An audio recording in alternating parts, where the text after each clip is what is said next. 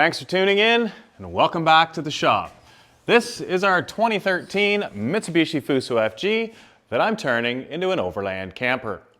Over the past little while, I've been doing some work to try and get the engine to start, and I've also been working on the interior. And since it's warmer in there than it is out here, I'm going to continue with that.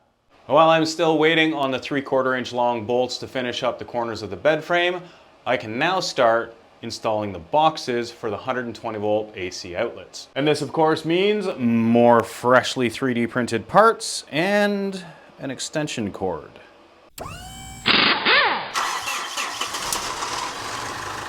Why the extension cord? Let me explain. There's one thing that I see that happens in builds that really bothers me, and that is when you see people using wire like this. This wire, when you bend it, if it stays bent, is solid wire, and that is not meant for a moving vehicle. It's meant for a house. For a vehicle, you need to use stranded wire instead of solid. Why? Well, because the individual fine strands can easily flex around and remain intact, whereas a solid piece, when it gets flexed repeatedly, will work harden, crack, cause heat, resistance, and potentially fire. Ideally, I'd like to be using an SOOW cable, but in this case, you can see this is SJTW. Now, essentially, for my application, they'd both be perfectly fine. They're both S, which means they're a service cable, which is a stranded cable. They're both W at the end, which means they're weather and water resistant. Inside here, not much of a concern. The difference is the OO has a higher voltage rating, being a 600 volt and oil resistant cable, whereas the JT is rated for 300 volt and it's a thermoplastic casing. I don't think it's going to make any difference in my application. And besides that, these come in really cool colors. For the outlet boxes, I'm just using a standard FS box. These are weather tight boxes. They're made of plastic, not metal, so they're not going to rust, and they're easy to pick up at any home improvement store. As far as locations, there will be 2 located aft, 2 located forward, 1 in the galley, and your emergency exit is over the wing. In preparation for takeoff, please turn off all electronic. And how are we going to attach them? Well, that's where the 3D printed parts come in. Let's give it a shot. The plan for position number 1 is right here. Now that means I have to have some method of mounting it to the T-slot extrusion, and I want to be able to do it without having to slide in more nut slug. So what I've made is these. And these are based off of another design that I did for a twist-in zip tie mount. Because the extrusion is the same and it's much easier to see here, I'll show you on the bed frame. Essentially, this drops in and then twists into place and locks in. That then gives me the surface that I need to mount the box to. So let's see how it works in reality. Now, these are set up as left and right-handed. They're a mirrored part. And what I need is to have the hole, which you can see is a little bit offset to the left side of that part, needs to end up at the outside of the box. So this part goes here and the mirrored one will go over here. So the idea is we pop this in, get it as close that way as we can, give it a twist, push it over, and you can see the reason we have the foot on the bottom is so that the box can actually be supported against the wall. It's not just totally freely floating there. So now essentially we want to do the same thing over here, spaced to where the holes are going to line up. I can shift them around a little bit after they're in, but it's not the easiest. And this one's going to twist this way. That one went in a little easier.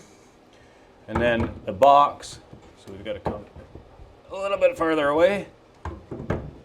Box sits on there.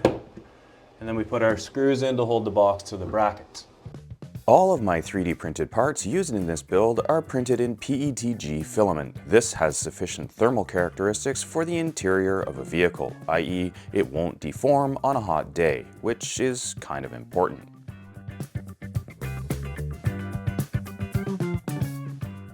I'm using stainless steel screws to secure the box to the mount, so nothing will rust. The threads on these screws bite into the plastic just like if they were going into wood.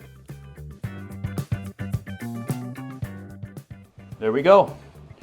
One secured electrical outlet box.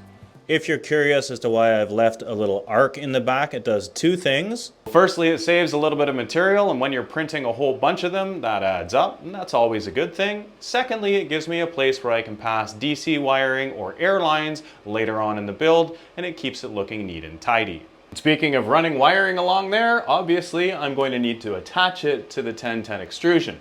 How am I going to do that? Well, I could twist in some zip tie mounts, but that's a lot of zip ties when I could just print these. And these are based on the same twist-in design, so they twist in, and that matches the diameter of the cable, so it should just pop into place. Admittedly, I was in a bit of a rush when I was designing these, and I got the head offset to the wrong side. Once installed, this makes no difference, but it makes putting them into place slightly harder as the back end of the clip hits the wall during rotation. With a couple more clips in place, we get around to the second outlet location.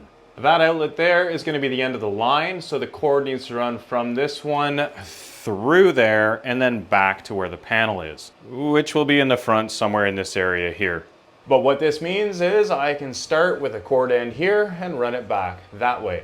It should go without saying that if you don't have extensive knowledge and experience doing AC electrical wiring, please have it done by a professional. AC installed incorrectly can still function, but can cause shocks, fires, and death. If you're enjoying this content and you want to help support the creation of it, make sure you hit like, subscribe if you haven't already, check out the links, share the videos, and if you want to take it the extra step, go ahead and scan that QR code. Thanks. Now to get the cable from this end over to that end, it's actually pretty simple because I've run a conduit pipe in behind the cabinets.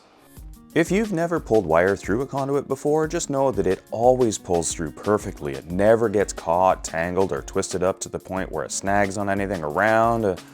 Look at that. With a few more clips and more to be added later as more wire is added, the AC wire is secured to the vertical extrusion and fed into the conduit.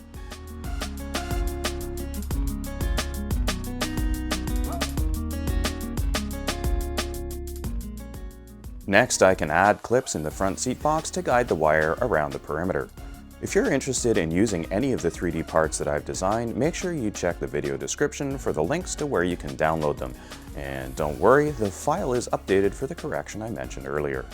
With that last wire clip that I twisted in place, I've run myself out of my 3D printed wire clips, but I've also reached the point where this cable will tie into the main breaker panel. It's going to be a tight squeeze, but a little bit of reshaping of this cable here. We'll put the main AC breaker panel right there.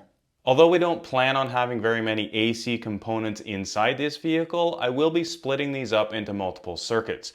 The two rear outlets will be on their own circuit, the galley outlet will be on its own, and the fridge and front end will also be on their own. Keeping in mind that realistically we only have 15 amps coming in from outside, so we can't really use a whole lot anyway. Now there is also going to be a massive inverter installed right about there, but that's mainly to be powering the air conditioning, which is going to be the biggest draw on the system.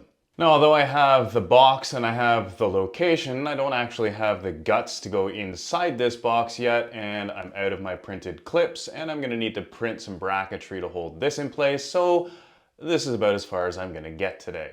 But that said, everything worked, and we've got the back half of the camper roughed in for AC electrical. I hope you enjoyed that video. If you did, don't forget to hit the like button, subscribe if you haven't already, check out all the other videos on this channel, but most importantly, don't forget to come back next time.